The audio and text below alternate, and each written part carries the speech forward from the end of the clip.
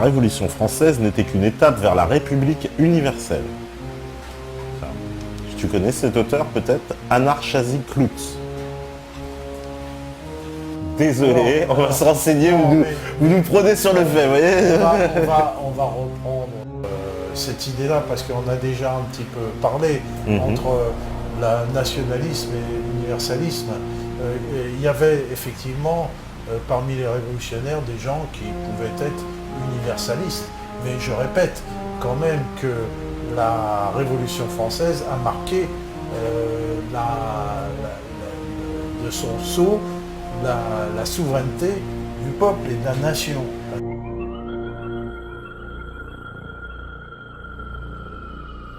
Alors là, t'as un ennemi, c'est Alain Benajam. Je dis ennemi. Je dis ça parce qu'on a fait une émission il y a quelques jours et on en a parlé. Et lui, il défend bec et ongle ces principes de 1989 qui, sur le papier, il dit, sont formidables. Ah oui, sur le papier. Ouais. Ah mais il a le droit, premièrement, évidemment, ça. Mais les principes de 89, et je montrais la carte du... je lui en ai parlé de cette carte, parce que je la connaissais. Et alors? Et il dit oui, mais c'était parce que ça ne fonctionne. En fait, il me disait que les structures étatiques, en fait, présentes du temps de la monarchie, étaient en train de s'effriter et que précisément à l'époque de Louis XVI, elles étaient vraiment au bord de l'effondrement. Elles n'étaient plus qu'une coquille creuse, donc tout a pu. Disons que la Révolution, évidemment, a évacué toute l'organisation de la France de l'ancien régime. Enfin, c'est vrai que Louis XVI, oui, voilà. Et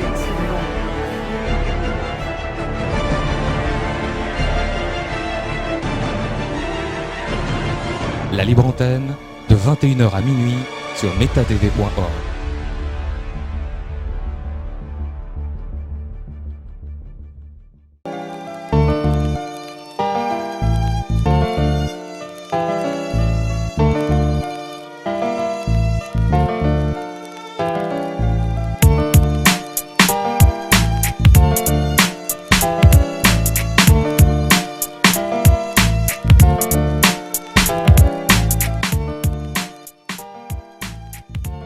Bonsoir, vous êtes bien sur la libre antenne, il est 21h sur metatv.org.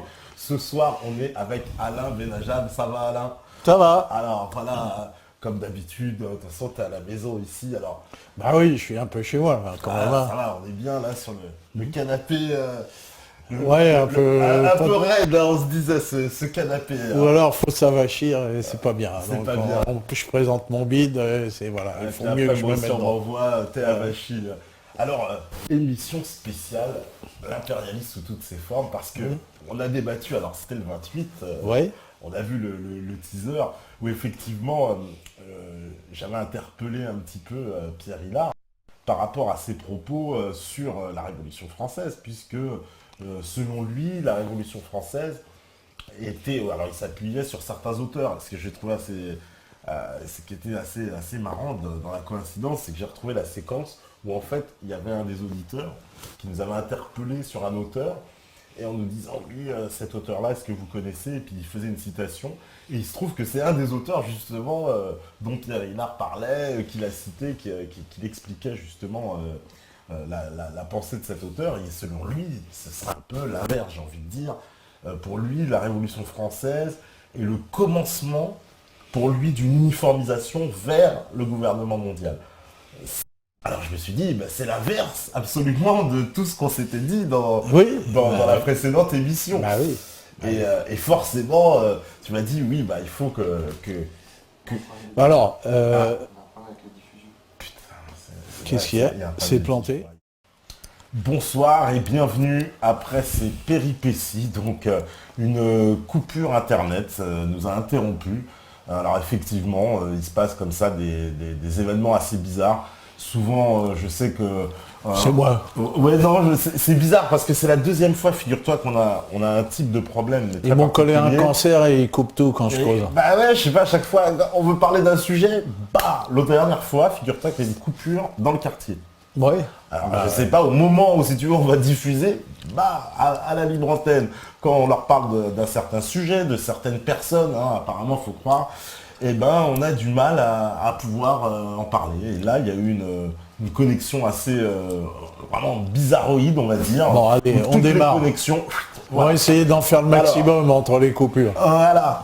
tant qu'on nous laisse parler, laissez-nous l'antenne. De toute façon, on va enregistrer si ça coupe. On enregistre si ça coupe de toute façon. Et s'il y a encore une attaque, à ce moment-là, vous verrez la vidéo en VOD. Si elle n'est pas supprimée, bien sûr. N'hésitez pas. Alors, nous, on parlait donc de cette influence, on va dire, des francs-maçons dans la Révolution, et surtout l'inverse de ce qui, on va dire, de vos deux... le chewing-gum, on entend.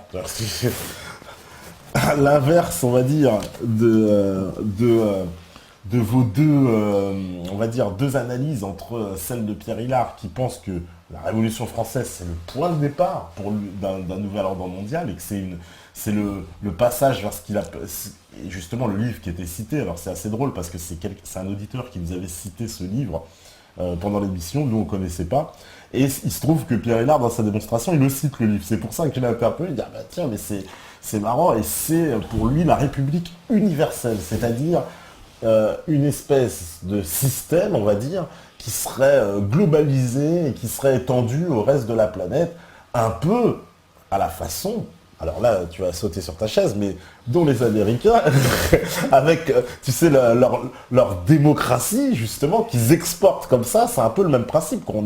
Voilà, ils ont inventé ce système de démocratie qu'ils aiment bien exporter. Alors, bien sûr, ça s'exporte avec des bombes. Vaut mieux avoir une grosse armée pour exporter la démocratie. Mais c'est justement pas la démocratie. Alors, d'abord, moi, je voudrais pas trop polémiquer avec Pierre Hillard, que j'aime bien. Pas du tout. Et que nous sommes... Excellente émission avec Pierre Hillard. Nous sommes engagés tous les deux, justement, contre le nouvel ordre mondial. Tous les deux. Bon. Nous, au réseau Voltaire, évidemment, on a un point de vue un peu différent. On pense justement que l'idéologie française que je défends, là, et puis c'est l'objet social du réseau Voltaire que de défendre l'idéologie française, nous pensons que c'est le meilleur moyen de lutter contre le nouvel ordre mondial et contre l'idéologie anglo-saxonne. Il y a l'idéologie anglo-saxonne basée sur le free trade et l'idéologie française qui est fondée à la fois sur la promotion de la loi et sur la souveraineté de la nation. Voilà. Ces deux points de vue sont parfaitement contradictoires et ennemis, et ils ont toujours été ennemis.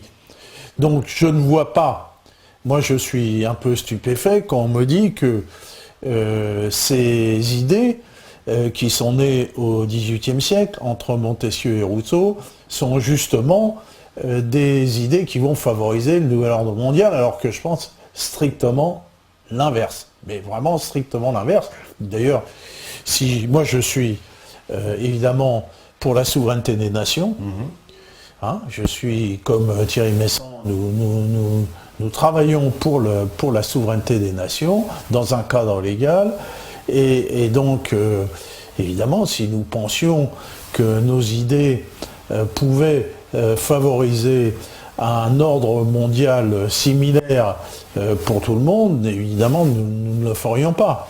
Voilà. Donc je pense que du côté des anti-républicains, je crois qu'il y a au moins, pour le moins, un défaut d'analyse, et je vais essayer... Non mais vas-y, continue. Je vais essayer de démontrer que le système, lui, il y a un système que j'appelle l'impérialisme, et que ce système-là... Pourquoi? Qu'est-ce qui se passe? Non, ça apparemment, ça continue. On continue? Oui. Bon, on est un petit peu déstabilisé. Il y a la logique d'un système. Il y a un système qui existe depuis le XIIIe siècle, qui comporte une certaine logique, et que cette logique aboutit à l'impérialisme, tel que a pu le décrire Lénine, comme dans son livre « L'impérialisme, stade suprême du capitalisme », et qui, depuis Lénine... Non, c'est Lénine. C'est Lénine qui a dit ça ? Lénine a écrit un livre qui s'appelle Marx. Marx a... D'ailleurs, on va passer la vue numéro 1 pour montrer que le capitalisme, à quoi il amène aujourd'hui, dans la vue numéro 1, c'est-à-dire il amène à la pauvreté de certains et de plus en plus de pauvreté. Ça, c'est le constat que nous faisons tous. Donc, le capitalisme, finalement, on peut légitimement se poser la question si c'est bon ou si c'est pas bon. Alors, il y a des gens qui, tels que Marx ou les socialistes, qui ont dit le capitalisme, c'est pas bon. Vous voyez, ça amène la paupérisation de la classe ouvrière, des producteurs. Et d'autres qui ont dit, non, le capitalisme, ça amène la prospérité. Donc, on va voir que dans l'histoire, les deux sont vrais. Les deux sont vrais parce que on peut obliger le capitalisme à procéder à certains cycles. Donc il y a des cycles néfastes et des cycles positifs. Donc voilà. Donc je voudrais passer d'abord. Donc je vais rentrer dans ma démonstration. Alors c'est une démonstration qui n'est pas simple parce que il est beaucoup plus aisé de dire, il y a les juifs, les francs-maçons, les je sais pas quoi, qui sont responsables, les Illuminati, qui sont les méchants, et que on va fustiger. Moi, je dis que ça, c'est un peu simple, parce que je constate que dans l'histoire, quand les choses vont très mal, on a l'habitude de dénoncer, des groupes de personnes, et que des boucs émissaires, voilà. Par exemple, on a fait dans l'émission Les Rois Maudits, rappelle-toi, excusez-moi. Bon, Philippe le Bel était en fin de stade de la première phase du capitalisme, XIIIe siècle. XIIIe siècle, capitalisme, le système est en pleine ascension, et donc c'est la première fois que le capitalisme existe dans le monde. Et donc, on l'a vu, vous pouvez passer la vue numéro 2 et la vue numéro 3, que ce capitalisme est fondé sur l'exploitation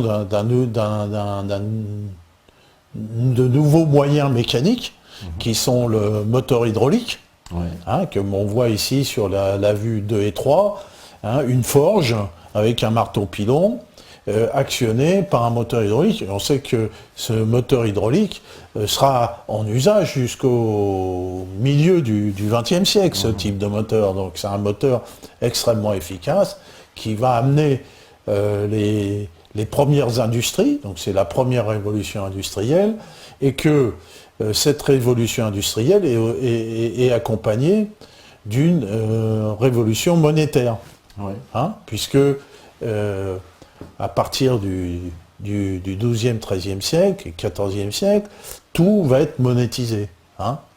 Voilà, avant, on échangeait, on apportait des denrées au seigneur, on payait en nature. Et puis, petit à petit, pour des raisons que j'ai expliquées dans l'émission sur le Moyen-Âge, je ne vais pas revenir ici, on a petit à petit utilisé de la monnaie dans toutes les transactions. Donc, à la fin du XIIIe siècle, tout s'achète et tout se vend. La terre, on prête de l'argent, il y a des intérêts, en dépit de l'opposition de l'Église, il y a des banques, des banquiers, des capitalistes, il y a du paiement virtuel par écrit, enfin tout, à la fin du XIIIe siècle, tout est là. Tout ce que nous avons aujourd'hui comme moyen existe.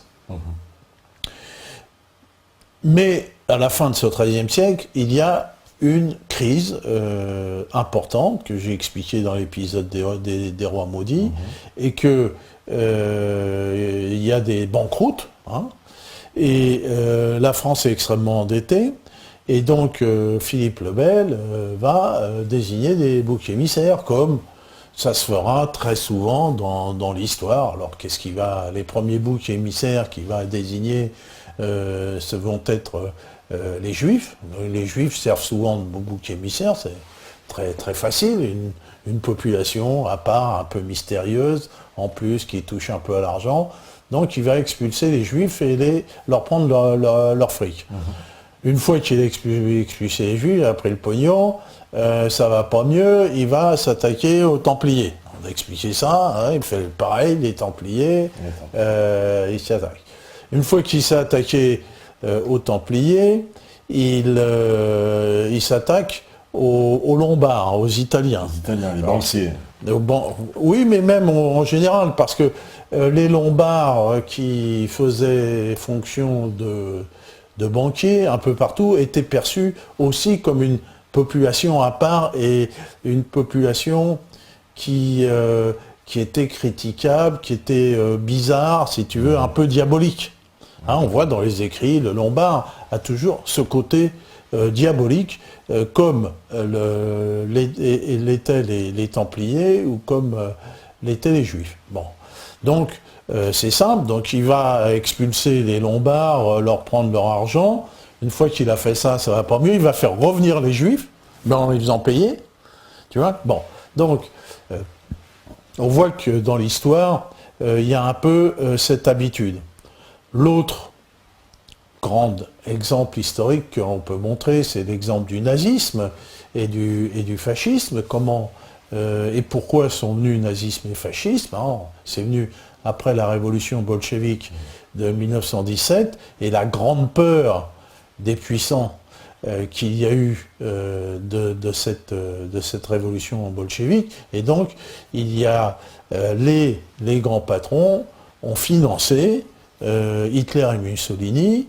Mussolini qui est un agent britannique, Hitler a largement été financé par les Américains, on le sait très bien, notamment par Henry Ford, et donc il y avait un début de révolution en Allemagne avec les spartakistes, et que ce début de révolution a été détourné et par les nazis, avec des symboles socialistes, le drapeau rouge, et puis un certain nombre de symboles socialistes, mais en désignant des responsables à l'époque qui étaient les Juifs et qui ont à nouveau resservi à tout ça. Bon. Donc,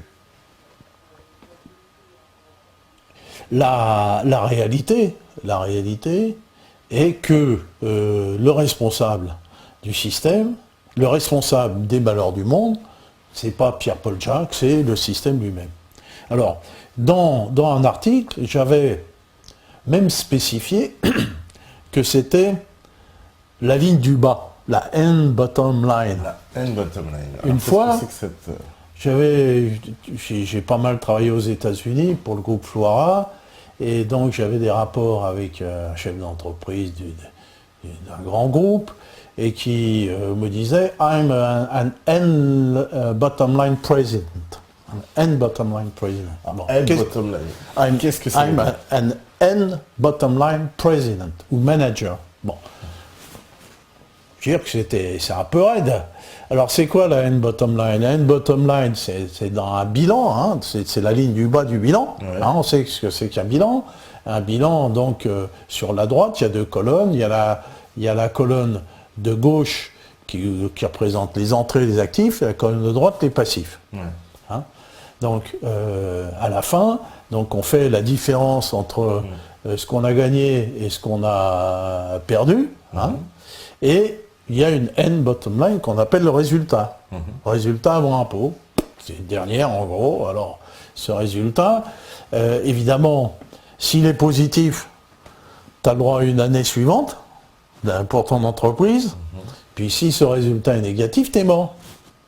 Moi, j'ai été chef d'entreprise pendant 25 ans, et puis à chaque fois, le bilan, regarde, tiens, est-ce qu'on a gagné de l'argent ou est-ce qu'on en a perdu?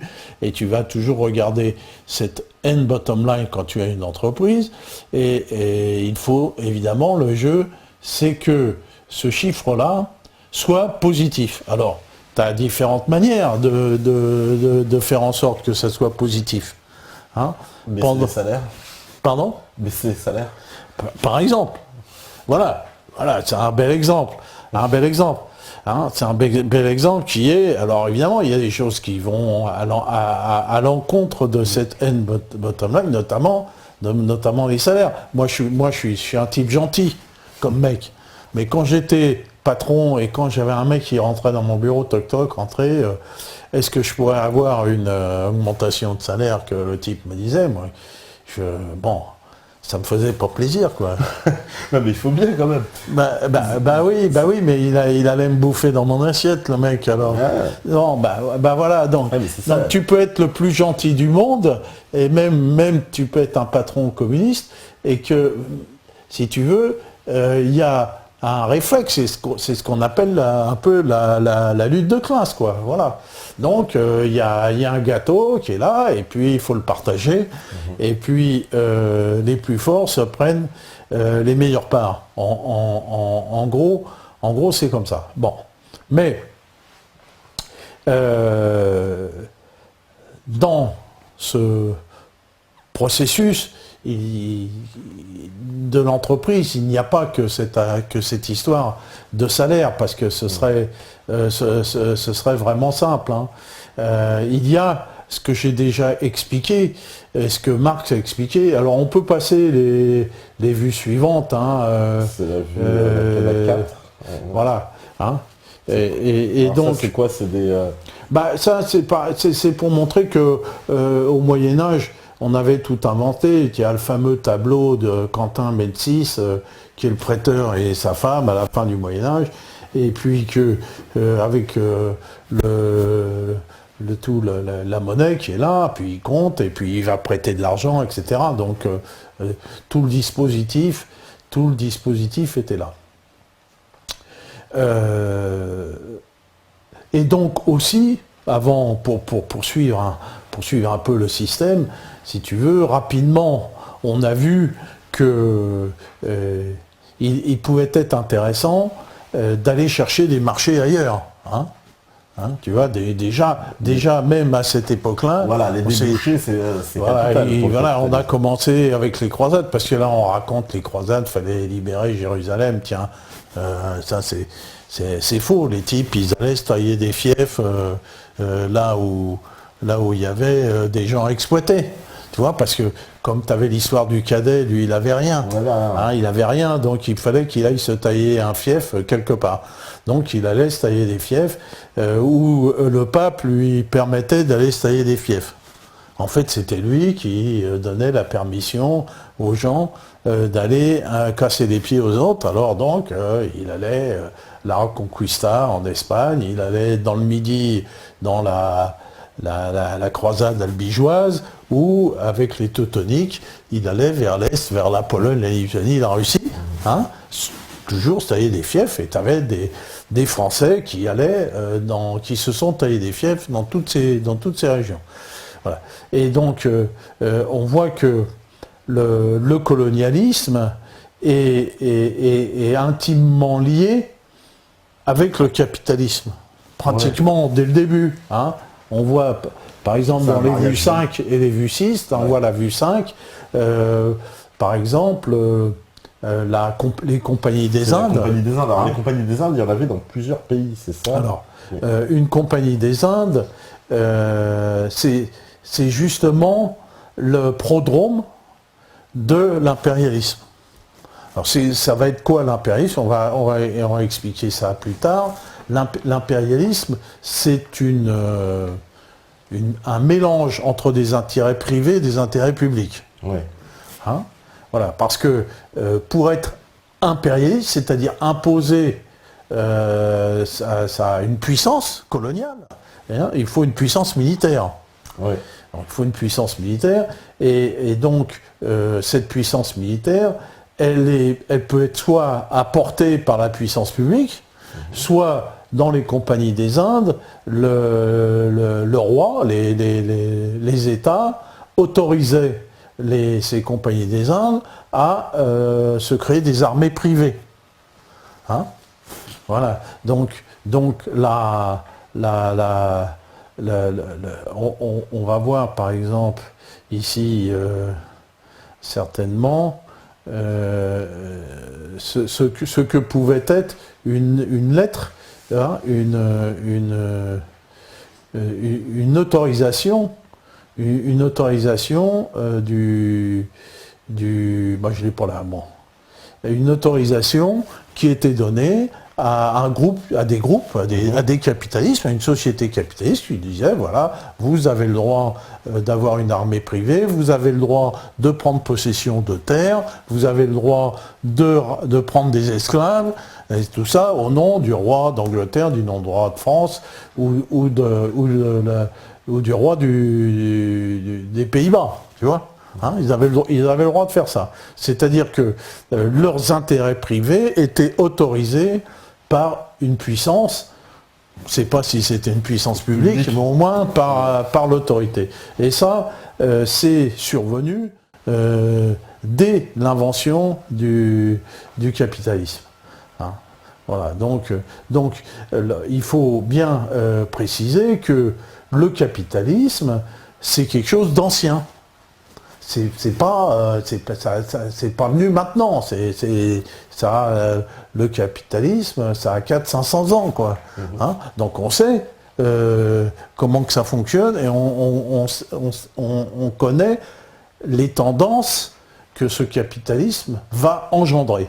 Même à l'époque des Romains, par exemple, on ne peut pas parler de capitalisme. Non, à l'époque des Romains, on ne peut pas parler de capitalisme parce que le capitalisme a pour filiation la féodalité. C'est le système féodal qui a engendré le capitalisme, hein, parce que le système féodal a permis à l'individu d'avoir des initiatives. Hein, l'individu, en dehors de toute structure étatique, l'individu a pu entreprendre. Alors, au début, qui entreprend, c'est le seigneur. C'est celui qui a l'argent. Voilà, au début, le seigneur, il entreprend, il est seul, il n'a pas d'État autour, il n'a pas de contraintes, mais il faut qu'il se nourrisse, qu'il nourrisse sa famille, et surtout, il faut qu'il s'équipe, parce le seigneur, il a quand même une obligation. L'obligation, il doit servir à l'ost. Ce qu'on appelle l'ost, c'est-à-dire à l'armée royale, il doit servir à l'armée royale, sinon il perd son fief. Donc son obligation réelle, c'est que si le roi ou si son suzerain le convoque, eh bien il doit absolument se présenter. Hein. D'abord, c'est son honneur de se présenter. En plus, s'il ne se présente pas, justement, on peut lui retirer son fief, c'est-à-dire tous ses revenus. Et que pour se présenter armé avec ses armes et avec son personnel, parce qu'il ne va pas tout seul, il faut beaucoup d'argent.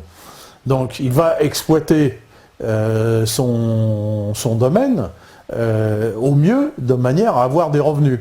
Et que pour s'équiper en armes, avec un équipement de chevalier, ça pouvait être pratiquement, on a essayé de faire des simulations, mais ça pouvait être de l'ordre de 200 300 000 euros, un équipement de chevalier, quoi, tu vois. Hein, parce que quand tu vois la côte de maille, quand tu vois les épées, comment que c'était fabriqué, il fallait du temps. Il faut beaucoup d'argent, quoi. Voilà, puis il n'y avait pas des chevaux, des tas de chevaux, les écuyers, les hommes de pied, les autres chevaliers qu'il y avait, c'était toute une troupe. Ils étaient payés, les chevaliers aussi. Ils étaient payés. Un salaire aussi. Voilà. Donc tout ça coûtait fort cher. Donc il fallait que sur son domaine, sur son fief, le vassal, le chevalier, il fallait qu'il gagne de l'argent. Alors comment il pratique, hein, parce qu'avant il y avait la société esclavagiste, il faisait bosser des esclaves, mais ça rapportait pas beaucoup, ça ne rapportait pas d'argent, parce qu'il a besoin d'argent. Hein, quand il va aller se faire acheter une épée, hein, il faut qu'il aille chez le type qui vend des épées, qui vend des côtes de mailles, qui pour son château, il faut qu'il aille voir des maçons, etc. Donc il faut du pognon. Et donc pour ça, qu'est-ce qu'il va faire? Il va il va partager son domaine à ferme. À ferme, c'est-à-dire qu'il va louer des parcelles à des fermiers. Ce qu'on appelle ferme, c'est devenu une exploitation agricole, mais ferme, c'est le mode de location. Hein, c'est-à-dire, voilà, t'as ça, t'as cette exploitation agricole, et puis tu l'exploites comme tu veux, au type, au fermier, mais tu me dois une redevance de temps. Mais je veux cette redevance en monnaie. Tu vois? Ah, d'accord. Je veux cette redevance en monnaie, parce que pour lui, il lui faut de la monnaie.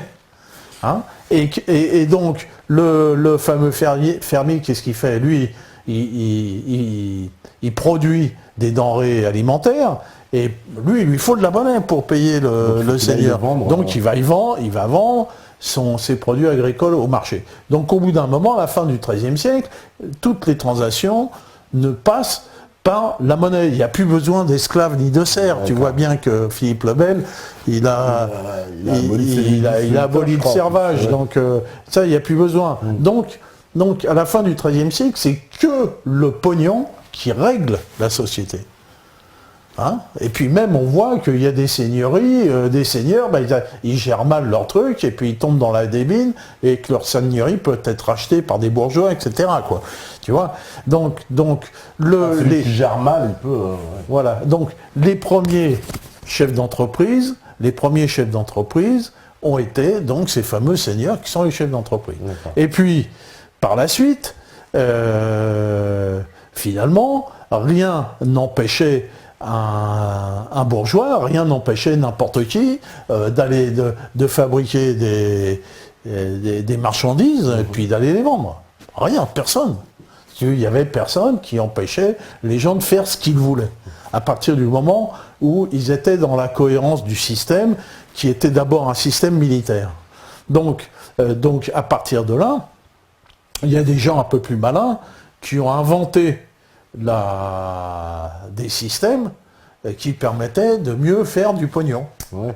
Donc il s'est trouvé que c'était surtout des Italiens qui ont inventé tous les dispositifs techniques pour faire plus de fric. Alors ils ont commencé, l'industrie a commencé avec le drap, avec les vêtements, hein, et on a commencé à industrialiser la production de draps et à rationaliser la production et donc à les partir fameux marchands flamands dont tu parlais.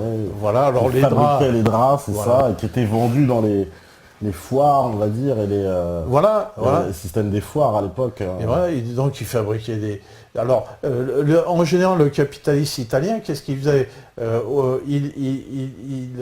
La fabrication du drap était parcellisée, donc il prenait le produit qui était semi-fini et il allait d'un artisan à un autre pour aller terminer le travail. Et en général, le travail se terminait en Italie, à Florence, et c'est là qu'il était teint. Parce que à Florence, à côté, il y avait des mines de sulfate de je sais pas quoi qui permettaient le bordansage de la teinture. Donc on voyait que ce produit se baladait et que finalement, avec ça, on faisait de l'argent. Et donc, c'est... J'ai plus de... Il marche plus. Hein. Voilà. Alors moi, je sais pas si je parle dans le vide ou si je parle dans le plein. Donc, bon, comme je sais pas, c'est peut-être enregistré que je continue, ok, je continue. Et donc, là, ces drapiers, comme était le Médicis, qui était un grand drapier, il est devenu aussi banquier. Hein, il a commencé à avoir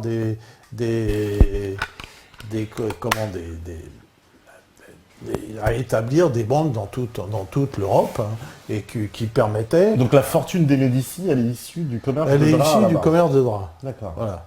Elle est issue du commerce du drap, et ils sont devenus banquiers Et ils ont créé des agences bancaires un peu partout en Europe qui permettaient aux marchands, munis de lettres de crédit, de pouvoir se déplacer et de pouvoir, sur place, avoir les liquidités nécessaires dans la monnaie locale. Parce qu'il faut préciser qu'à l'époque, les routes étaient très dangereuses et on ne pouvait pas voyager avec des grosses sommes d'argent. Donc il rendait un service parce que le gars qui partait de Venise, un vrai service, qui devait se rendre, allez, on va dire, je sais pas, à Francfort par exemple, il fallait qu'il traverse quand même pas mal d'endroits, il valait mieux pas qu'il ait beaucoup d'argent sur lui. Il n'en avait pas, il avait une lettre de crédit. Donc ce système-là, ça permettait, il arrivait là-bas, on lui redonnait de l'argent, il pouvait faire ses transactions, remettre l'argent, puis le récupérer à son arrivée. Exactement. Et voilà, c'est là que tout le système financier est né, et donc la finance est née avec le capitalisme. Avec le capitalisme. En même temps. Non, d'accord. Voilà, ça a été parallèle. Voilà. Mais au départ, on faisait plus d'argent avec des marchandises qu'avec la finance elle-même. On en faisait un peu de l'argent avec le prêt, mais il y avait des banquiers, effectivement. Alors, petite question, comment ça se fait que justement, on va dire, ces Florentins ont fait de l'usure alors que c'était quand même un commandement interdit par l'Église catholique? Oui, mais enfin, ça... dans beaucoup de pays, on sait que c'était interdit. En France, tu sais très bien que c'est imprégné de ça, cette culture catholique. Jusqu'à aujourd'hui, on n'aime pas trop les usuriers, on n'aime pas trop. On n'aime pas ce côté de faire de l'argent avec de l'argent en restant dormir. Ça, en France, c'est quelque chose qui est... tout ça, c'est l'hypocrisie et la tartufferie de l'Église, qui est là pour montrer qu'elle représente le bien. Parce que finalement, l'idéologie dominante, elle a toujours été comme ça. Toujours présenter une face pour le bas peuple et toujours permis à faire ce que les puissants veulent bien faire. C'est-à-dire l'usure quand même, malgré les interdictions. Mais il n'y a jamais eu d'interdiction. Ah bah si, dans la Bible. Oui, mais dans les fêtes, il n'y en a jamais eu. Mais dans les fêtes, il n'y en a jamais eu. Les Florentins étaient des bons chrétiens, ils étaient les amis du pape. Florence a toujours été les amis du pape. Tes fameux Templiers, c'était bien des moines, c'était bien une institution monastique.